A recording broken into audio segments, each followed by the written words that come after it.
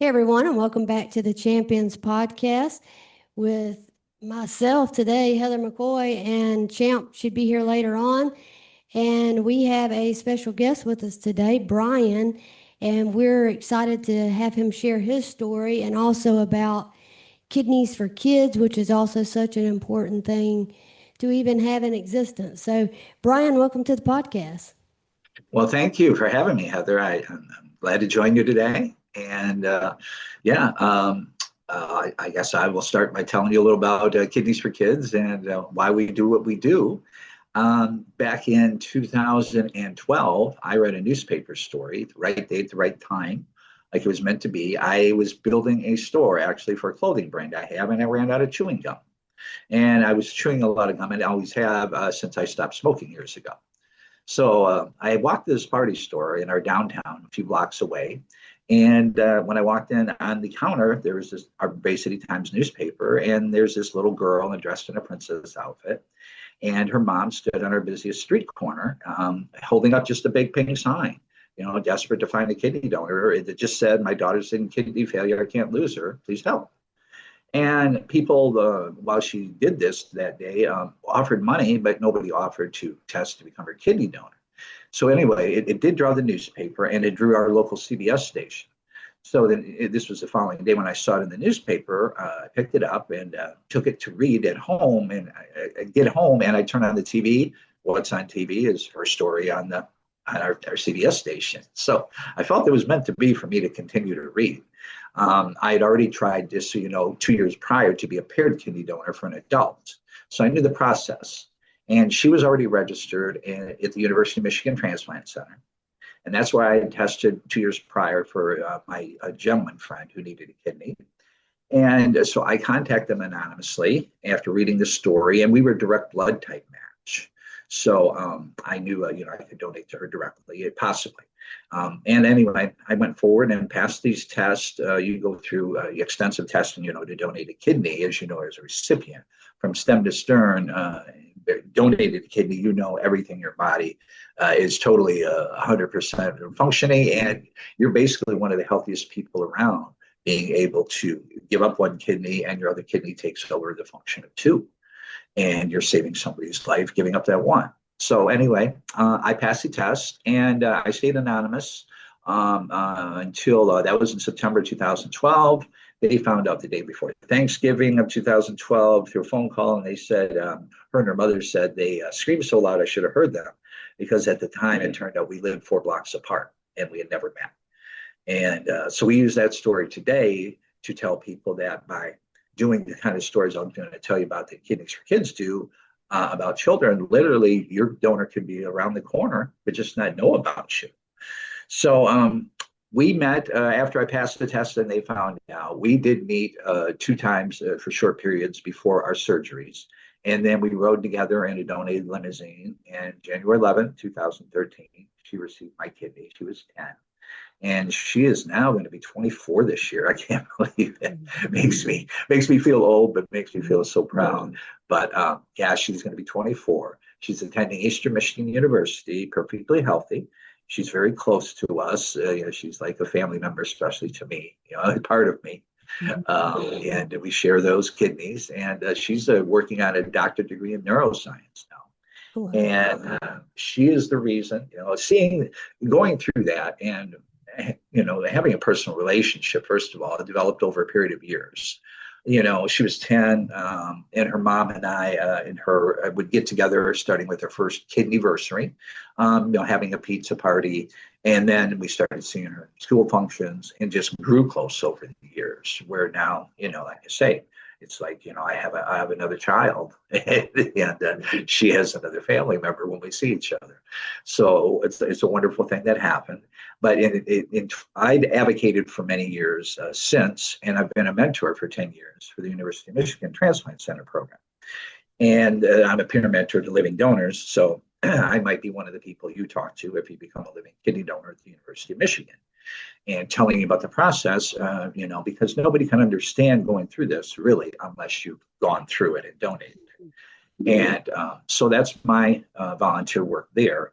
And in doing all of that and meeting other adults who Jessica and I advocated for in the years prior, getting news stories done of them and helping them to find kidney donors, I found out that there's almost 2,000 children today, 18 and under, who need a kidney transplant right now. Almost 10,000 more on dialysis who probably will need a kidney at some point but aren't listed. And then there's a total, over, let's say, 96,000 today. It varies, children and adults total in the United States who need a kidney, as you would know, being a recipient. And we lose 13 people every day while they're waiting for a kidney transplant, before they're able to receive a kidney, or sometimes not able to receive a kidney. So finding those figures out, it came to 2021. I'd been in construction for many years, also while owning this clothing brand and various other business things. But years of construction took toll on my shoulders. And in 2021, I had to have both shoulders rebuilt surgically. And so I had to do something. Obviously, I could have gone back maybe into supervision or something. But my wife and I decided that she allowed me to make it our mission to try to help these other children. And the first thought was, well, I saw her in a newspaper story and then on TV. How can we do this for other kids? So it started in 2022 with me taking summer trips, and we named those trips now Driving for Life. So I drive a sponsored Chevrolet Equinox across the country. And it started, first of all, with parents contacting us. I'd started this nonprofit with my wife and our board, and we started, putting out social media posts to talk to parents, to try to help them. And we started getting contacts saying, can you get a news story or some kind of, news brought to our child's attention, to their bring attention to their story, I should say, to help find a living kidney donor.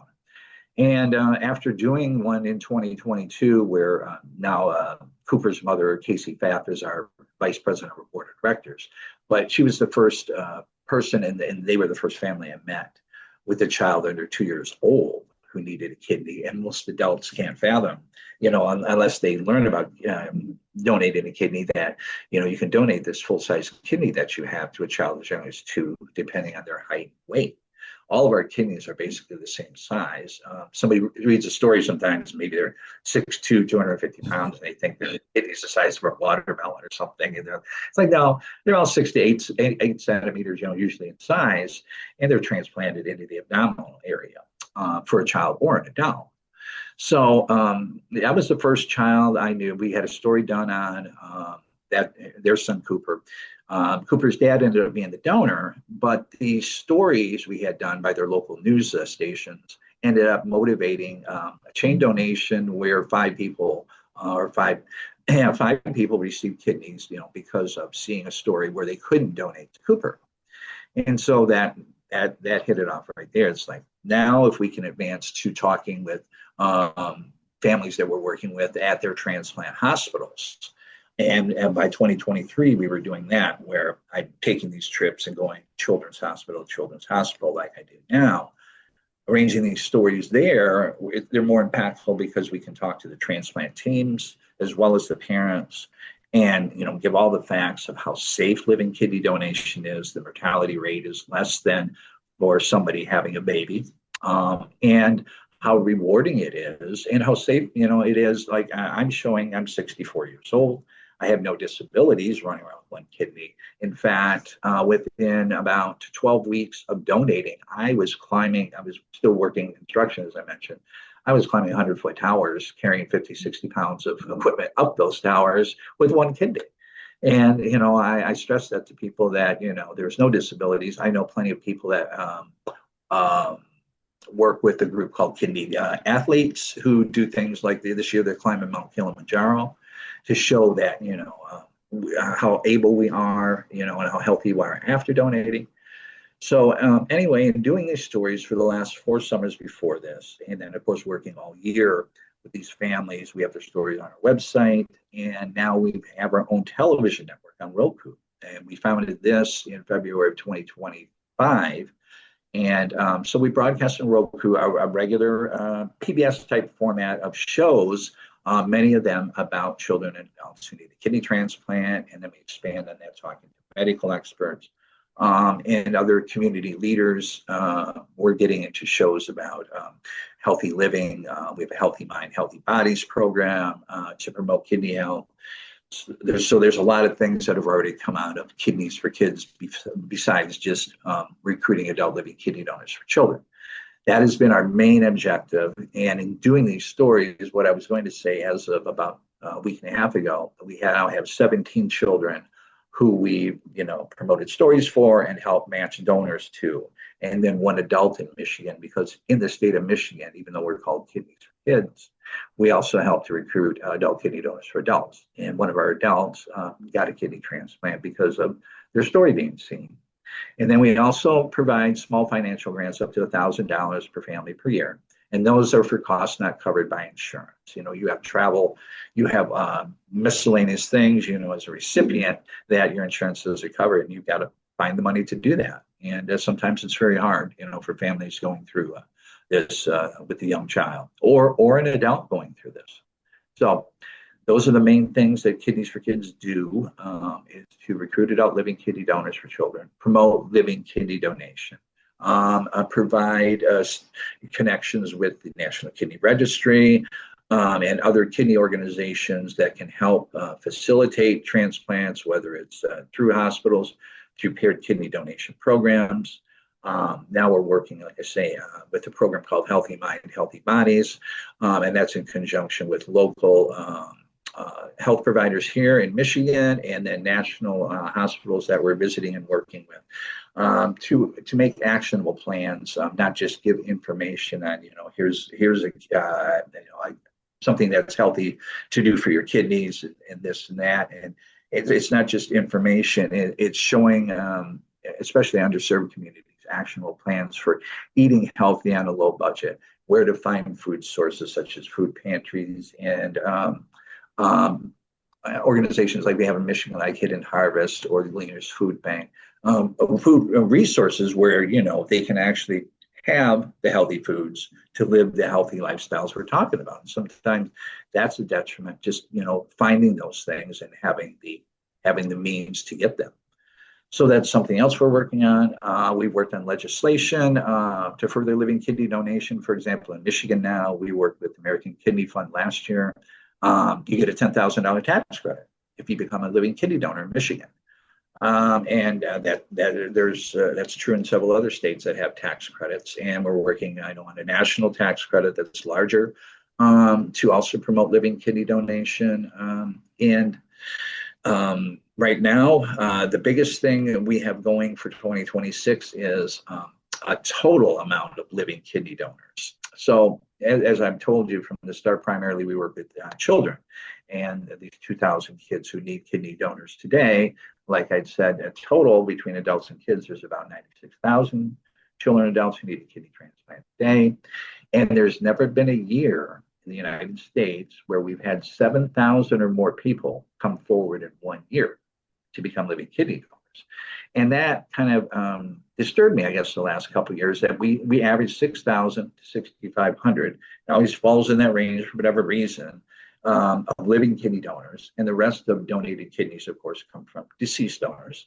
When you sign your license or you register to donate your organs after passing, that's where the rest of kidneys that are donated come from. So to increase kidney donation, we do it through living people by educating, that you live this kind of life like I did with one kidney, and that you can save somebody else's life or start a chain sometimes of donations that can save multiple lives by donating your kidney. So this year we have what we call the Drive to 7,000 going. We started this in January. So we're working with other transplant organizations like ours, small and large. And then we're asking all the transplant hospitals that we plan on visiting this year. We're proposing to 33 different transplant hospitals in 33 states that we do visits where we do TV interviews. We film extra now with our own TV network. Our cameraman and television producer is going to be traveling with me this summer. So this is going to be filmed almost like a reality series, except it's real. It's not scripted, it's dramatic. So it really goes into somebody that needs a kidney, a child or an adult, what they go through to get that kidney, and then seeing them when they're sick and, needing this kidney and then seeing the results afterward as, receiving a kidney and like a new person almost. Like when I saw Jessica 48 hours after donating, I very honestly asked the people in the room. I looked at her and like, is this Jessica? Seriously, is this the girl I rode down with? Because she was very pale and and white. I don't want to say sickly looking, but you knew something was wrong in some way. And she had just rosy color and cheeks and everything. It just looked totally different. And just that was 48 hours later. So And what was that so like for you just to, because you touch on so many important things. First, I want to say you stay busy because just it's just incredible the work you're doing because it's so, so important to just get stories out there to yes, encourage people because there's not near enough kidney donors. right. And what was it like for you as a recipient to just go through those emotions of, I actually saved someone's life and gave them quality of life? What is it like to just experience that? Because obviously I know the recipient side, but what is it like as the donor side? Because I'm Yeah. sure it wasn't something that was on your radar. And then when it became No. on your radar, then Yeah. that happens and it's kind of in a way changed your whole path of life. It really did. Yeah, it is a life-changing experience. I mean, when I talk about it in these news interviews, we've probably done 50 different TV interviews in the last, 4 summers promoting other, children's stories as I cross the country. But, there's the wonderful marriage, obviously, to my wonderful wife. There wouldn't be Kidneys for Kids without her. There was the birth of my son 42 years ago now, almost 43. And then there's birth to my grandchildren, and I'm so thankful for my healthy grandchildren, and that really comes into play in working with these children that don't have the health that my grandchildren have been blessed with, or my son was blessed with 42 years ago. um, you know um, but yeah, to see somebody blossom like Jessica, because we have people that are called altruistic donors, as you know. Some people donate living kidneys, and don't meet the people that they donate to. They donate for the sake of saving somebody's life. But having the relationship I have and seeing what I've seen, I feel I receive a blessing every time I see her. And that's the emotion I feel is, I see her, she came home like last year, for example, my birthday is Christmas Eve, it surprised me, come downtown and meet me and my friends and, celebrate. And yeah, she told me, she said, I didn't let you know this year, but our kidney, she calls her kidney Brian. And she said, everybody at school knows Brian is my kidney. Mhm. But she said, Brian and I traveled to Rome and to Tuscany this year, and we're going to the Caribbean soon. Mhm. Wow. And to see all these great things she's done. I mean, I have a kid because I have just an associate's degree from years ago in business. So the right side of me, has that associate's degree, and the left side, that part is going to get a doctorate degree. So I feel, we kid back and forth like that now when we talk in interviews. Now that she's an adult, it's so much different than talking to her, as a child back when we met. And to do these things together and see her talk so intelligently about what the gift of life gave to her and what she wants to do for others because she received it. Yeah, that like I say, seeing her, I was just, if I see a picture of her, I get a phone call, I get a text, I have a present. It's like, oh my God, that's Mhm. part of me that I gave willingly, because it was put upon me, I guess, whether religious or not. I felt it was put upon me to do, because I'd seen these stories, to be in the right place at the right time. If I wouldn't have picked up the paper that day, if I wouldn't have gone to work that day, if I would have had enough paint or enough chewing gum, I should say, where I didn't have to go to the store, maybe I would never have seen Jessica. Who knows? So, I believe I was put in that position for a reason, as I am with a lot of these kids and a lot of these families. That they see Kidneys for Kids, through postings or now talked about from other parents who we worked with, and they know that we'll do anything for their child, as far as putting together stories, using our social media, using our television network now, and then my personal experience. And we have on our board another donor, living donor who is altruistic. So she tells from a different side. She doesn't know where a kidney went. She just knows it saved somebody's life. And then we have two kidney moms on our staff whose children have received kidneys, and then have Jessica on our staff. And so we all have a vested interest in this, and I have an understanding, a personal understanding from these other viewpoints too. But yeah, a donor, being a donor, the most rewarding thing I could do with my life. There's no amount of money that would have brought that kidney to her, because you can't sell a kidney, you can't buy a kidney. Mhm. And I have a clothing brand, just t-shirts and hoodies, and that's what I was building that store for years ago, called Carmen Apparel. And I've kept it going all these years online, and all the designs are tied into promoting kindness and love. And as one of the things we say with a couple of our designs is the kindest thing you could do, or as a human being, is to give part of your life, or the ultimate Mhm. act of kindness is sharing part of your life as a living human being, going on with a normal life, and seeing the part that you gave up, giving somebody else back their normal life. So And I there's think a some people, when they think about organ donation, it is a big personal decision. But I yes, it is. think if people could feel that reward ahead of Yeah, time, it would probably change a lot of people's perspective. And knowing, like, okay, well, it's not quite as painful as I think it is, or it's not going to affect me physically to where it changes my lifestyle. Because in yeah, reality, it doesn't change people's lifestyle. It just makes them have a different, beautiful perspective of being able to save someone. And right. I'm glad you touched on that, because a lot of people, when I was even sharing my story, Mhm. social media was my outlet to get it out there, but it was still a full time job to just Yes. fight the disease and share. And that's the only way you could do it. And I was lucky that I had plenty of people test, but for various reasons, things Mhm. just didn't match up. And at the last minute, I just happened to get a deceased call that was a match, because they kind of told me the list is so long, don't look for a deceased donor. And so I Right. It can. think so many people are looking for living donors, and it just doesn't happen. And then they get discouraged, and you're thinking, what other outlet is there to get my story out there? And so you Yeah. having that network, I'm Yeah. sure lets a burden off the family to say, okay, somebody's helping us here. He's Right. got a network. We can get this story out. And just like you with Jessica, just that random day, matching up and being felt to, hey, I want to donate. Yeah, and that's all it takes. I mean, we have to, doing these stories, the odds of finding a donor, it is about 1 out of 50,000 people that will become a living kidney donor in the United States.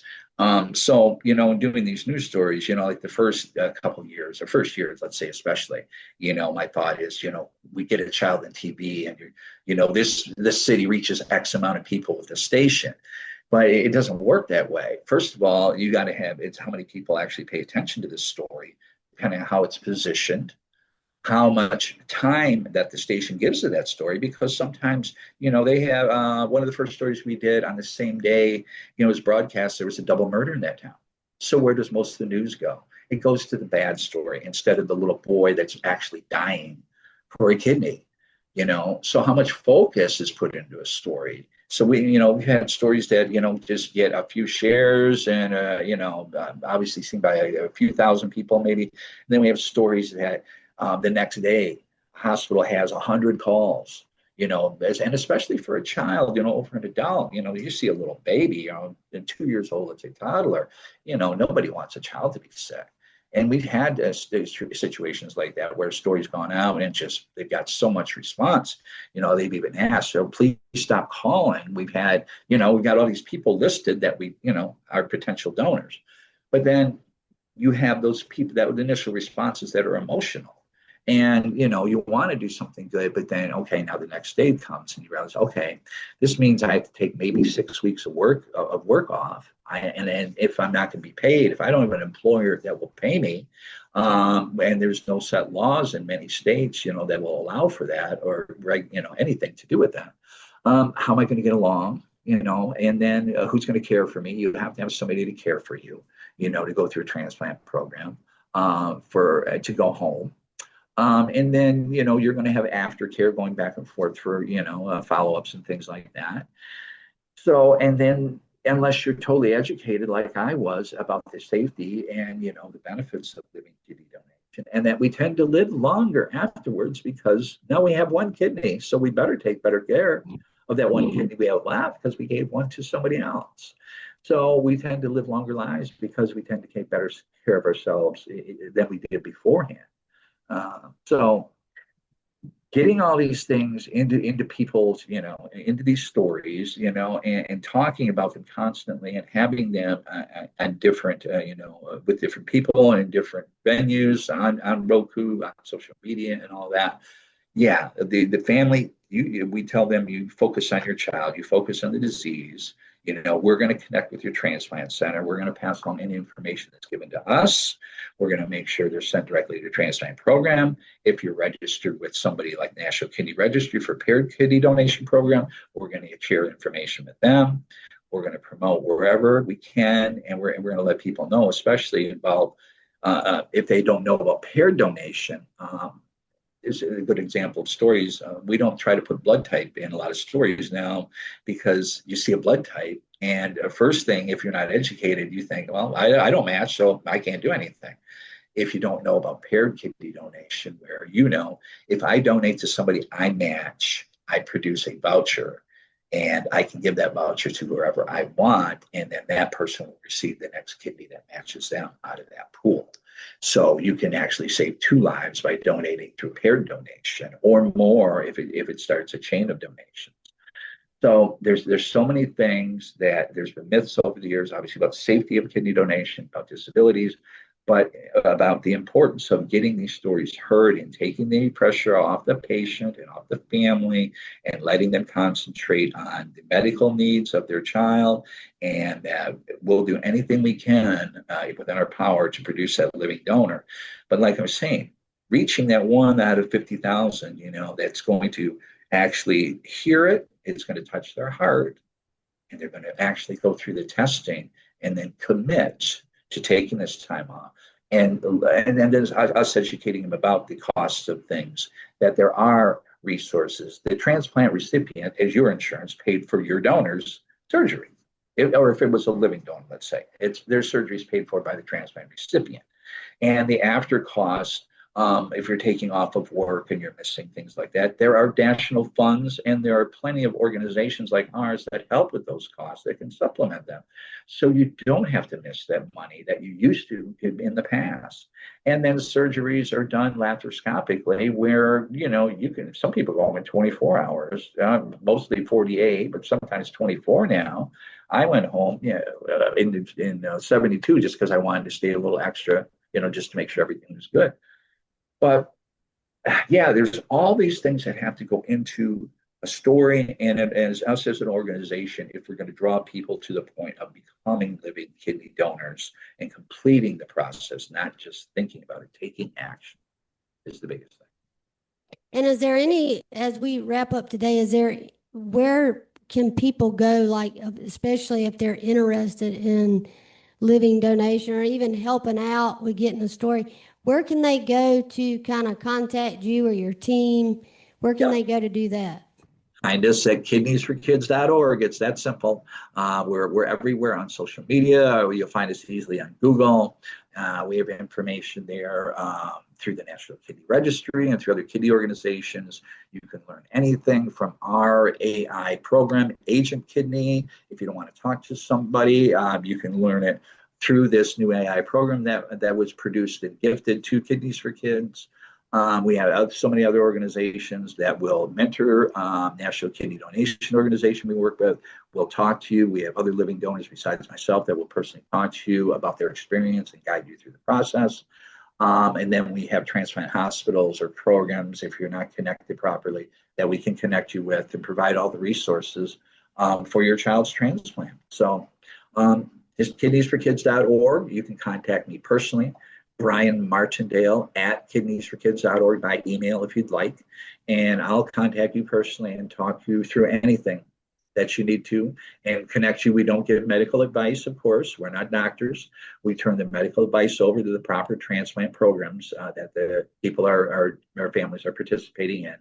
We leave all that to them, but we take care of everything in between and facilitating anything that we can do to make a living kidney donation happen. Well, Brian, I thank you so much for first being a donor. What a hero you are to someone else's story, and for all the work that you're doing is also being a hero to someone else's story because you're helping someone get a hero. And so Well, I thank you for sharing today. And just, we also, I'm sure both of us can speak for this to say we encourage people to look into being a donor. There's no greater legacy you can leave for anything besides being a donor. absolutely. That's exactly what Jessica's mother says, what you just said. No greater legacy you can leave in life than leaving a part of yourself or giving a part of yourself while living. And then also signing the registry to donate after living, also as a deceased donor. There's no better legacy you can leave than the gift of life. There you go. Yeah, absolutely. And again, thank you so much. And we're just excited to be able to share this. Anything, especially as me being a recipient, anything I can do to help promote other people's work to find donors is such a amazing, beautiful thing that I wish more people recognized was. I've always felt like it was meant for people to be able to share organs and give Yep. that hope and that gift of life. So thank you so much, and just keep doing what you're doing and keep Yes, thank rocking you. with that one kidney.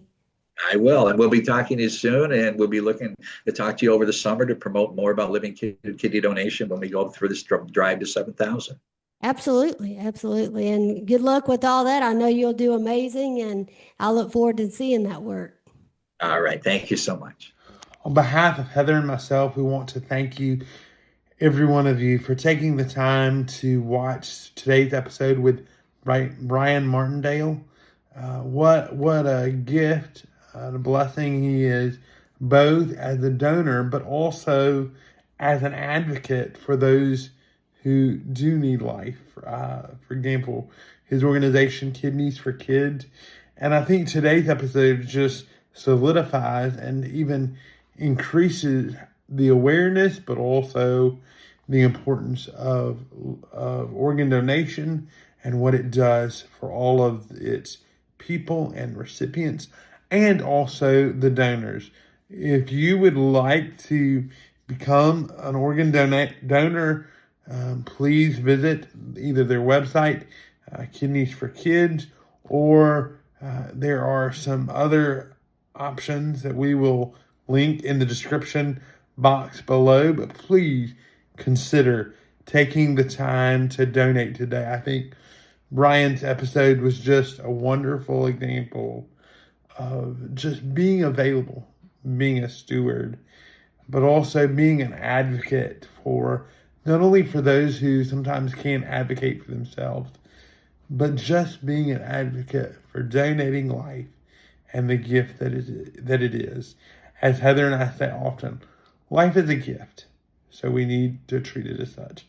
God bless, and I hate that I missed you this week, but I look forward to returning next week. God bless, and take care.